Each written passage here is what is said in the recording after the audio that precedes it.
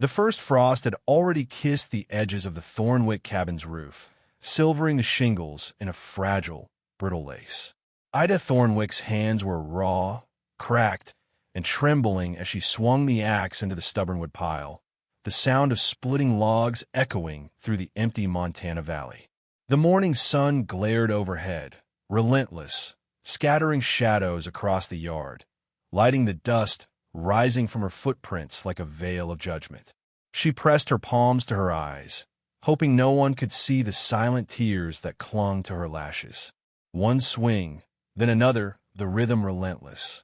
The wind carried the bitter scent of smoke from the chimney, mingling with the earthy aroma of pine, and for a moment, Ida thought she could feel Samuel's presence, the warmth of his hand brushing against hers as he laughed at something inconsequential. But it was gone, gone with the mine accident, gone with her hope of any ease this winter. 3 weeks, 3 endless weeks of chopping, stacking, and preparing, while her children, Clara and Jimmy, watched from the cabin doorways, their faces pale with worry. Her back screamed with every swing, her arms numb from overwork. Yet stopping was impossible. Each log, unsplit, was a frozen night closer, a hunger closer, a danger closer. Pride, exhaustion, and desperation tangled together, squeezing her chest in a vice. A sudden sound made her freeze, the distant, measured thump of hooves on dry earth. She straightened, wiped the sweat and tears from her face, and lifted the axe defensively. In Copper Ridge, weakness was currency, and a widow's reputation was more fragile than any cabin roof. Montgomery Caldwell rode slowly onto the property, the chestnut mare beneath him tossing its head as if sensing the tension. Monty's weathered face, lined by decades of sun and wind, softened when he saw her bent over the wood pile, the axe poised like an extension of her own weary body.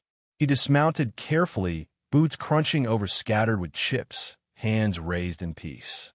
"Mrs. Thornwick," he said, his voice rough from commanding men across endless pastures, "I've been meaning to speak with you." Ida's knuckles whitened on the axe handle. Monty Caldwell, wealthiest man in 3 counties, owner of half the valley's cattle, a man whose word could sway banks and sheriffs alike, was here. Alone. "Why? I'm managing just fine, thank you," she replied, her voice steady, hiding the tremor that threatened to escape.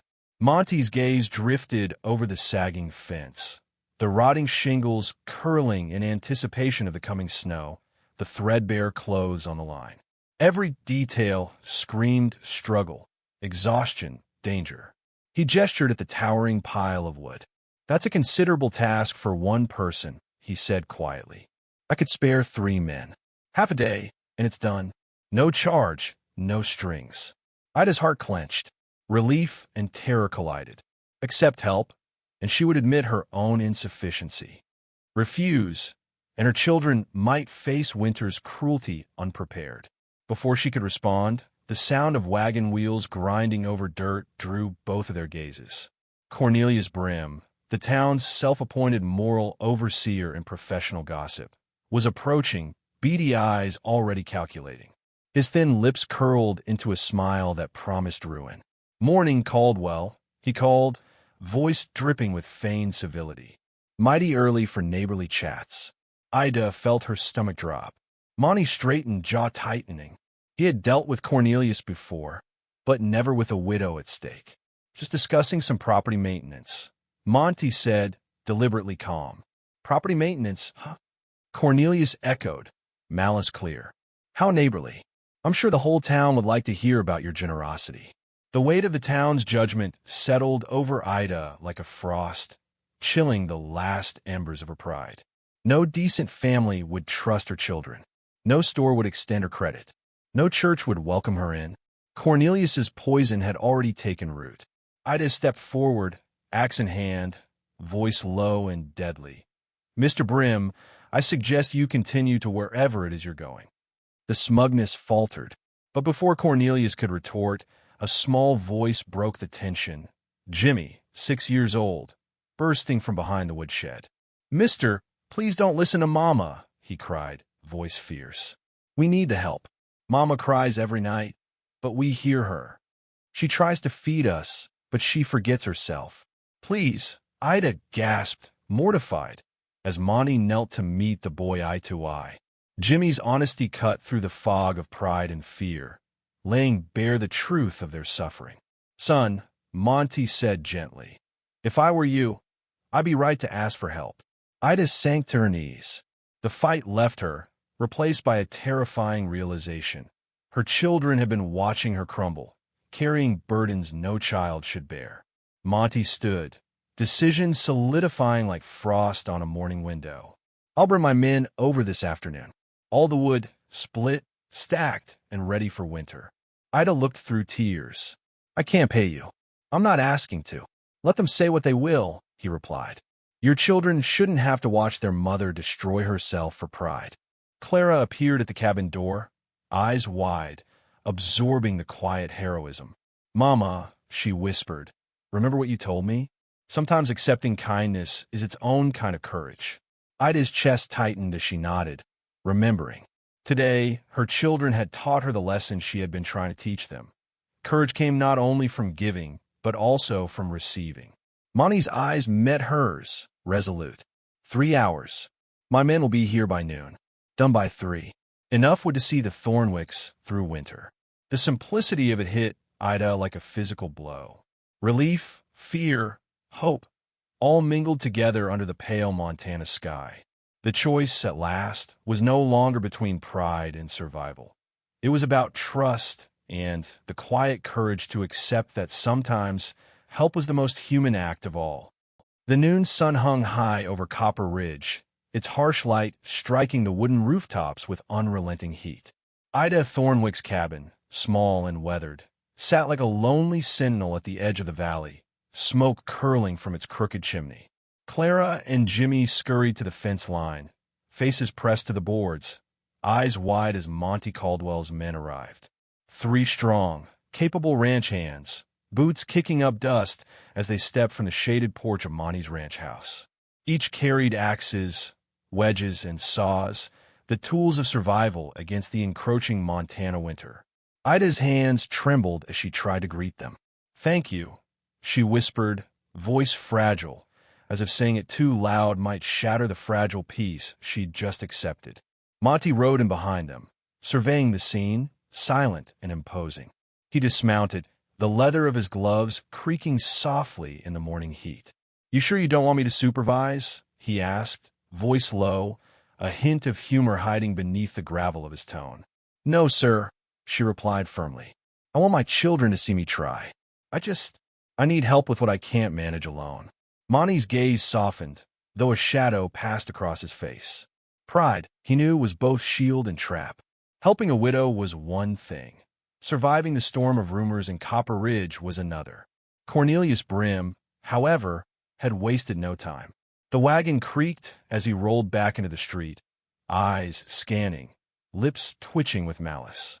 He had spent the morning whispering to anyone who would listen, framing Monty's generosity as a scandal, twisting what should have been simple kindness into something sinister.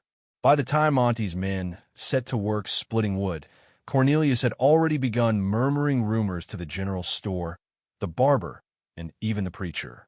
Ida tried to ignore him, focusing on the rhythm of chopping, stacking, and organizing. Sweat ran down her back, mingling with tears she refused to shed. Clara and Jimmy watched, sometimes helping to carry logs, their small hands grasping splintered wood with determination. The sound of axes biting into wood, the dull thud of logs hitting the ground, was punctuated by the occasional laughter of Monty's men. For the first time in weeks, the cabin was filled with a sense of life, hope, and solidarity. Monty approached Ida quietly as she rested between swings, the dust settling on her shoulders like a thin shroud. Mrs. Thornwick, he said gently, you should know. Cornelius is turning every whisper into a storm. Folks will say things they think are true, and some will forget what kindness even looks like. Ida's jaw tightened. I know, she said quietly. And what can I do? Every step I take, he's waiting to twist it. Monty's hand hovered over the cabin doorframe, as though he could shield her from the world itself. Let them talk. Let them whisper. You've got children who need warmth, not judgment. That's the truth they'll carry in their hearts. But the price of kindness was heavier than the pile of wood they now cut together. By mid-afternoon, the rumor mill had grown into a storm. The general store refused to extend credit. Neighbors crossed the street to avoid what they imagined to be an inappropriate arrangement. Even the preacher, a man Ida had respected her entire life, cast wary glances in her direction as if he suspected her of impropriety. Clara tugged at her mother's skirt. "Mama, people are talking," she whispered. Do you think they'll come to our house?" Ida hugged her daughter tightly, feeling the ache in her chest deepen. "They might," she admitted softly, "but they won't see the truth. They'll only see what they want to see." Jimmy, ever the bold one, ran to Monty, hands smeared with pine sap. "Mister, don't let them scare Mama. We need this wood." Monty knelt beside the boy, eyes steady. "Jimmy, fear is a thief. It steals courage and hope. The only thing you can let it take is worry. And even then, it doesn't get to take your heart."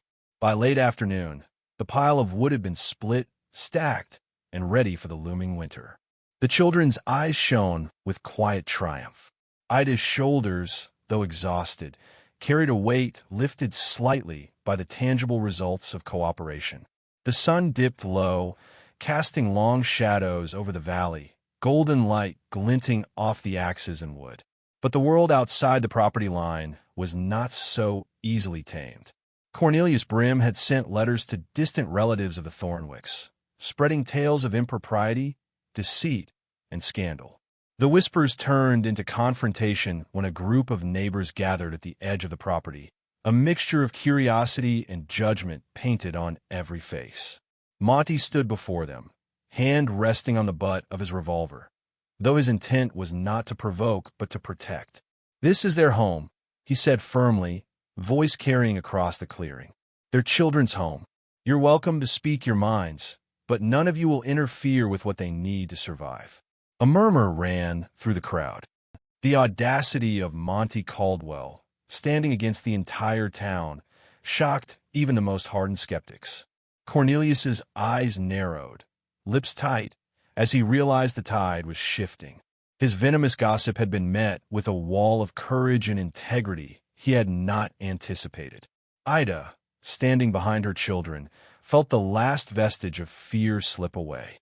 Monty's actions had reminded her that sometimes bravery was not measured in solitude, but in standing with allies, however few, and defying injustice with quiet conviction. That night, as the wind moaned through the valley and the first snowflakes began to fall, Ida sat by the fire with Clara and Jimmy. The wood split that day glowed warmly in the hearth, the scent of burning pine filling the cabin. She allowed herself a small smile, glancing at Monty, who had returned to his horse but lingered just outside the window, watchful and respectful. Jimmy, curled up beside her, whispered, "Mama, Papa will be proud." Ida's throat tightened. "Yes, Jimmy. Yes, he would." The wind outside carried the whispers of Copper Ridge, but inside the cabin, courage, hope, and the warmth of human kindness held sway. And though the price of reputation had been steep, Ida understood something she had almost forgotten. In the vast, unforgiving expanse of the Old West, survival was not just about enduring the elements. It was about holding on to dignity, love, and the people willing to fight for them. The morning after the wood was split, Copper Ridge awoke to an unusual chill that bit through the wooden boards of every cabin, whispering the first signs of the coming winter. Ida Thornwick rose before dawn, her body sore, but her mind alert. The previous day's work had left her exhausted, yet she felt an unfamiliar ember of hope warming the cold corners of her heart. The cabin smelled faintly of smoke and pine, and the children's breath formed small clouds in the frosty air as they dressed in layers patched with care and love. Monty Caldwell's men had left early, their boots crunching on the dirt as they returned to the ranch, leaving Ida alone with the results of their labor. The neatly stacked wood, a tangible fortress against the Montana winter, seemed almost impossible to reconcile with the rumors that had already spread like wildfire through Copper Ridge. Ida pressed a hand to her chest, feeling the knot of anxiety tighten. She did not have long to wonder, for a loud commotion erupted at the edge of the property. Cornelius Brim had gathered a small mob, curious and judgmental neighbors, each eager to witness the scandal he promised. They filed into the clearing like vultures, eyes cold, faces drawn, tongues sharpened for gossip. "Mrs. Thornwick," Cornelius called, his tone falsely genial. "Quite the busy day yesterday, wasn't it? One wonders what sort of arrangements were made while the town slept." Ida's hands clenched into fists at her sides. She remembered the fear she had felt at first, the fear of judgment, of rejection, of seeing her children's faces twisted with shame. But Monty's words from the previous day echoed in her mind. Bravery is not measured in solitude, but in standing with allies. Monty rode up behind her, the chestnut mare's hooves stirring the frost. "Leave her be," he said quietly, voice like steel wrapped in velvet. "Her family's business is none of yours." The mob faltered at the sight of Monty, a figure of authority and respect, standing firmly behind the widow they sought to demean. But Cornelius's eyes glittered with malicious determination. "And who gave you the right, Caldwell, to interfere with the natural order of things? The town has its ways." Monty's jaw tightened. "Natural order?" he echoed, voice low and dangerous. "Is it natural to let a widow and her children suffer while a man hides behind whispers? That's not order, Brim. That's cowardice." A tense silence followed.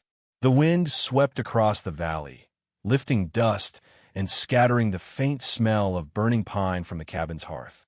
The neighbors shifted uneasily. Some glanced at Monty with newfound respect, others at Ida, seeing the quiet strength in her eyes, the determination etched into her face by weeks of relentless struggle. Ida stepped forward, her small frame commanding more attention than anyone anticipated. "You listen to him if you want," she said, voice steady despite the ache in her chest, "but you'll not speak for me. Not here, not ever. You see this wood?" She gestured toward the neatly stacked pile. "It wasn't magic. It wasn't some secret deal. It was work, and it was help offered when I couldn't bear it alone. And if that makes you uncomfortable, that's your problem, not mine." A murmur ran through the crowd. Whispers became questions. Some neighbors nodded subtly, others remained wary. Cornelius's lips curled into a thin, angry line. "We'll see how long that kindness lasts," he muttered, mounting his wagon and rolling away, the dust settling behind him like a dark curtain. For the first time in days, Ida allowed herself to breathe fully, feeling the tension in her shoulders release, if only slightly. But she knew the battle was far from over. Reputation in Copper Ridge was a currency harder to earn than gold, and she had already learned the cost of perception. Monty approached, dismounting with the quiet ease of a man who carried both authority and restraint. "You stood tall," he said softly, voice low enough for only her to hear. "Better than most men I've known." Ida looked at him, fatigue and gratitude mingling in her eyes. "I had to," she replied. "For Clara, for Jimmy, and for me." Monty nodded. "There's more to come. You know that. But you've shown them, and yourself, that you're not to be underestimated. You've earned that." As he spoke, Ida glanced at her children. Clara and Jimmy were outside, faces flushed from the cold and eyes bright with pride. They had witnessed the courage of their mother, and in their young hearts, seeds of resilience had been sown. By midday, the frost had begun to melt into muddy tracks that crisscrossed the valley. Monty helped Ida gather the last few pieces of wood from the chopping block, their hands brushing occasionally as if sharing an unspoken promise that strength, compassion, and loyalty could coexist in a world that often demanded sacrifice and pride. Yet even in that moment, Ida felt the weight of what had been lost. Her husband, Samuel, would never see this triumph. Her neighbors' mistrust would linger.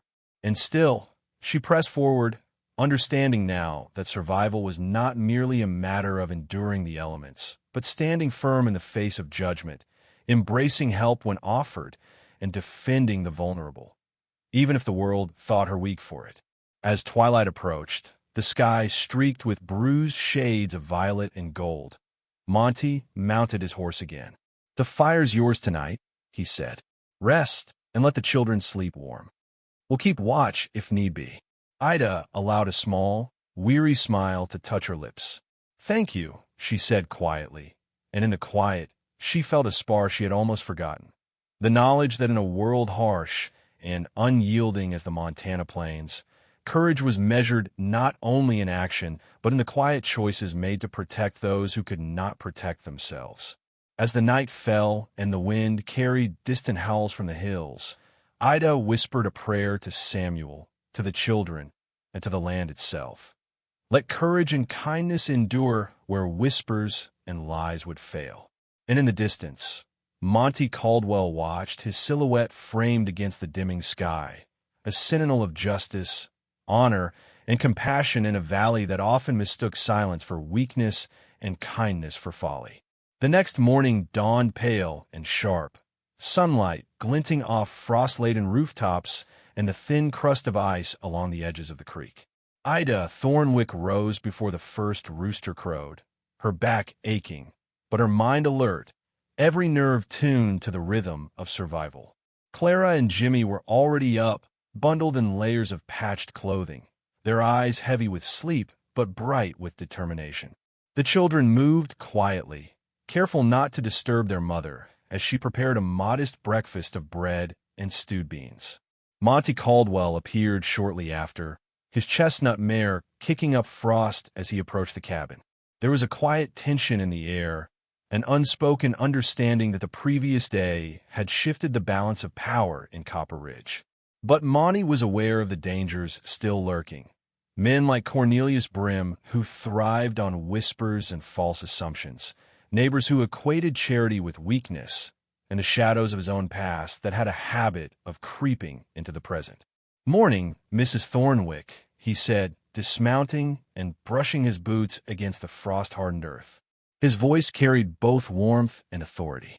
"I hope the night treated you and the children well." Ida nodded, her eyes wary but resolute. "Better than I expected, though it keeps the cabin warm, though it's no protection against gossip." Monty gave a low chuckle. "No, ma'am. Gossip cuts deeper than any winter wind. But it's also fleeting. What you've built with your hands and courage, that endures." Before Ida could respond, a distant clatter of hooves signaled the arrival of someone she had hoped never to see again. A figure rode up, dust trailing behind him like a specter of old sins. Harlan Price, a drifter with a reputation for gunfights and debts paid in blood. He had once been a friend of Samuel's, but circumstances and betrayal had driven a wedge between them, leaving scars that neither time nor distance could heal. "Ida," Harlan said, tipping his hat with a mix of respect and unease. "I hear tell you've had some help. Caldwell, is that right?" Monty's hand hovered near the gun at his hip, a silent warning. "You're not welcome here, Price. This isn't a place for old grudges." Harlan's eyes softened slightly as they fell on Clara and Jimmy, and for a brief moment, the hardened drifter seemed almost human. "I don't mean trouble. Just, I owe your husband, and by extension, I owe you. Thought I'd see if there's a way to repay it." Ida's hands trembled slightly, a mix of caution and the unexpected warmth of recognition.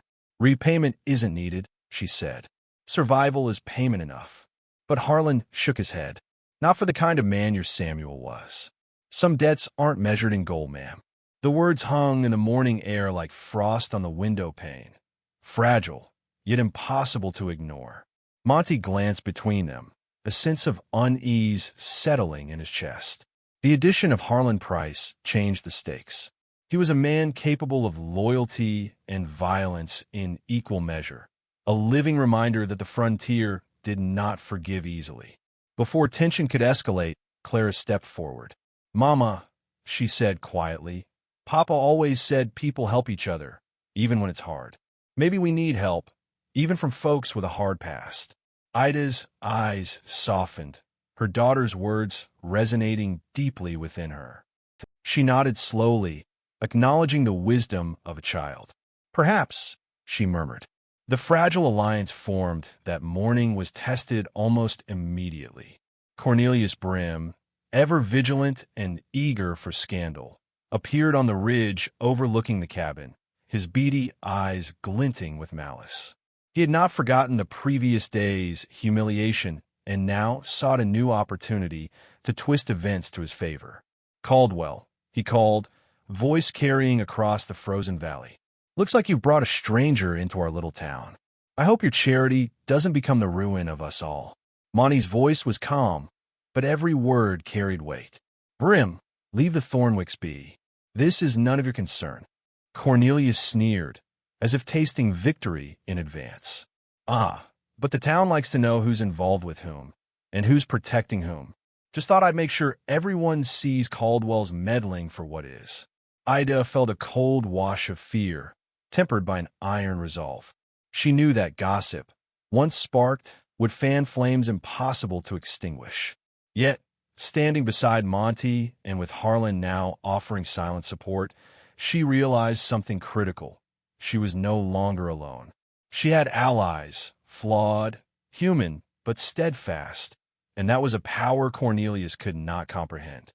By mid-morning, Harlan had dismounted and joined Monty in distributing supplies, while Ida directed her children in preparing a modest winter store. The work was physical, relentless, and filled with the kind of mundane challenges that define frontier life. Yet each swing of the axe, each stack of wood, was a quiet victory against despair. "You're learning fast," Harlan said to Jimmy as he handed him a smaller axe. "Your papa would be proud." Jimmy nodded, determination in his young eyes. "I want to help Mama. I want to be strong like Papa said." And in that moment, Ida saw it. The legacy of her husband, of courage and resilience, lived on not in gold or land, but in the hearts of her children and the strength she found within herself. As the sun began to dip toward the horizon, casting long shadows across the valley, Ida stood at the edge of the clearing. The wind carried the faint scent of pine and the distant whistle of a train, a reminder that life beyond the valley marched forward even as the past lingered. Monty approached, placing a firm hand on her shoulder. "Tomorrow, we face the town together," he said. "Cornelius and his whispers won't vanish on their own, but what you've done, what you've stood for, will speak louder than his lies." Ida nodded, feeling the weight of responsibility settle once more, heavier but tempered by the quiet strength of allies and the knowledge that courage was not the absence of fear, but the choice to face it head-on. That night, as the cabin filled with warmth and the children slept soundly, Ida whispered a prayer, not just for survival, but for justice, for redemption, and for the courage to protect the family and honor that remained her own. Outside, the wind swept across the frozen plains, carrying dust, whispers, and the faint promise that even in a land shaped by hardship and strife, hearts that chose to endure together could carve out a measure of peace. The winter arrived with a ferocity that seemed to mock the valley's inhabitants, blanketing Copper Ridge in snow and ice, transforming the landscape into a silent, crystalline wilderness. The wind sliced through the skeletal trees like sharpened knives, carrying with it the scent of pine resin and wood smoke from distant homesteads. Inside the Thornwick cabin, Ida Thornwick stood over the hearth, arm sore but spirit resolute, watching her children stir beside the fire. The room was small and humble, yet the warmth of home and the strength of survival infused every corner. Monty Caldwell and Harlan Price had arrived early that morning, their presence a reassurance as much as a promise. Monty's men had begun hauling the last of the firewood, their rhythmic chopping and stacking echoing across the snowy clearing. Harlan helped Clara and Jimmy carry smaller bundles inside, the children laughing despite the cold, their eyes bright with a rare light of hope. The sight stirred a quiet satisfaction in Ida, a reminder that courage and endurance could, indeed, yield small victories even amid hardship. Yet, outside the haven of the cabin, Copper Ridge itself simmered with unrest. Cornelius Brim, the town's unrelenting arbiter of rumor and moral suspicion, had begun spreading his tales with renewed vigor. By noon, whispers had turned into murmurs, and murmurs into public conjecture. Yet Ida, standing beside Monty and Harlan, felt the strange weight of defiance growing in her chest. She had weathered loss, isolation, and scorn. She would not let gossip dictate the survival of her family. Monty approached her, wiping soot from his weathered hands. "You know," he said quietly, "this town has its own way of measuring worth. Sometimes it takes a storm like this to remind folks what truly matters." Ida nodded, her green eyes steady, reflecting the firelight. "I've seen storms, Mr. Caldwell. I've seen them test every bone in a person's body. But I've also learned that the fiercest storm can't break a heart that refuses to bend." Harlan, standing near the doorway with his wide-brimmed hat low over his brow, added, "Your heart hasn't bent, Ida. Not even once.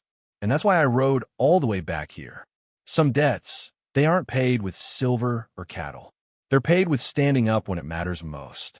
The day wore on, a blur of hard labor, laughter, and quiet exchanges of gratitude. Ida watched her children grow stronger with each passing moment, their laughter a rare melody in the frozen expanse. And yet, a shadow lingered, a lingering fear that Copper Ridge's judgmental eyes would not rest, that Cornelius Brim's machinations could undo the fragile peace she had carved out for her family. As night fell, the valley shrouded in darkness and snow, a sudden commotion stirred outside. Figures moved through the wind-blown drifts, hooves clattering against frozen ground. It was a posse of townsfolk, led by Brim himself, intent on confronting the Thornwicks. Their faces were etched with suspicion, eyes alight with judgment and curiosity. Ida stood in the doorway, the firelight casting long shadows across her face. Monty and Harlan flanked her, hands hovering near weapons, but the women's courage anchored them. Cornelius stepped forward, voice sharp against the howl of the wind.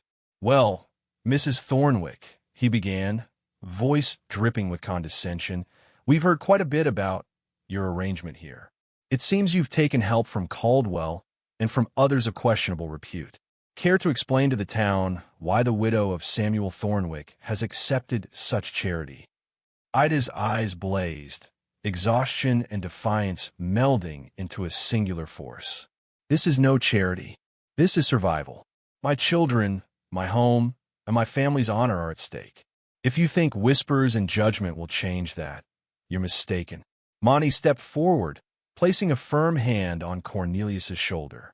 "Brim, you talk of morality, but you ignore the suffering right in front of you. Courage isn't always in standing apart. Sometimes it's in standing together." Harlan's voice cut through the winter air like steel. "And don't forget, Brim, some debts they aren't paid in words. They're paid in action. Ida's earned her right to stand here. You do well to remember it." For a tense heartbeat, the crowd wavered. The stark truth of Ida's endurance and the quiet authority of Monty and Harlan holding sway over the townsfolk's judgment. One by one, they began to drift away, muttering among themselves, the wind carrying their doubts and whispers like scattered snowflakes. Cornelius Brim, isolated and frustrated, finally tipped his hat with a tight-lipped sneer before retreating into the night, the echo of his indignation swallowed by the frozen valley. The cabin fell silent, save for the crackling of the fire. Ida sank to her knees by the hearth, her hands trembling, her chest heaving with exhaustion and relief. Clara and Jimmy moved to her side, their small hands clutching hers. "You were right, Mama," Jimmy whispered, voice fierce with the gravity of a child who had borne witness to struggle. "Courage isn't never being scared. It's standing up anyway." Ida smiled, the first true smile in weeks, and drew her children close. "And sometimes courage comes with help. It doesn't make you weak. It makes you human." Monty Caldwell, standing in the doorway, watched the scene with quiet satisfaction. He had offered aid, risked his reputation, and seen the raw strength of the Thornwick family tested against the harshness of the Old West. Harlan Price, leaning against the frame, nodded silently, the weight of past debts and redemption settling in his chest. Outside, the wind swept across the snow-laden valley, carrying a lesson as old as the frontier itself. Endurance, courage, and compassion mattered more than wealth, reputation, or the idle judgment of neighbors. And in the Thornwick cabin, amidst the warmth of fire and family, justice and redemption had found their quiet victory. Ida looked out into the night, the stars cold and distant but clear. She whispered a soft reflection, a proverb carved from the experience of survival. In the heart of winter, mercy and courage blaze brighter than any fire. The cabin glowed against the dark expanse, a beacon of resilience, love, and the quiet triumph of humanity in a land defined by hardship, whispers, and the unforgiving wind. Winter had passed, as all seasons do, leaving the valley coated in a fine crust of frost that glimmered under the first thawing rays of spring. Copper Ridge had not forgotten the story of the Thornwick family. Some whispered, some quietly admired, but the storm of gossip and judgment had dissipated like morning mist. What remained was the quiet truth of endurance and the strength of a family who refused to yield to circumstance or cruelty. Ida Thornwick stood outside her cabin, the scent of wet earth and pine filling her lungs. Clara and Jimmy ran across the yard, their laughter echoing against the snow-melted hills, the sound of balm to the wounds left by loss and hardship. Ida's hands were calloused and strong, her back still aching, yet her spirit had been tempered like steel. She had learned that pride and perseverance were not mutually exclusive, that asking for help, when done with dignity and honesty, did not diminish a person's strength. Monty Caldwell rode slowly across the valley, pausing near the fence to tip his hat to Ida. Their eyes met in quiet understanding, the unspoken respect between them stronger than words. No scandal, no whisper, no petty judgment could undo what had been built through courage, honesty, and the simple act of helping one another. Harlan Price rode alongside, a silent sentinel, his own past wounds softened by witnessing the Thornwick's triumph. In the harsh frontier, redemption was a currency rarer than gold, and he had seen it earned here through sweat, resilience, and unyielding morality. The wind carried a distant memory of Cornelius Brim's disapproval, but it barely touched the Thornwick homestead now. The people of Copper Ridge would learn, slowly, that true character was measured not by rumor, but by action. And Ida, standing amid her children and the promise of a new season, felt the weight of fear and doubt lift from her shoulders. She turned to Monty and Harlan, voice calm but resolute. The storm has passed, and though winter tried to break us, it only made us stronger. We survived together. Monty tipped his hat, a rare, genuine smile breaking across his weathered face. That's the way of the West, Mrs. Thornwick. Some storms test us, some storms teach us, and sometimes they leave us with a light that burns brighter than any darkness. As the sun rose over Copper Ridge, spilling golden light across the thawing land, Ida's eyes rested on her children, their faces flushed with life and hope.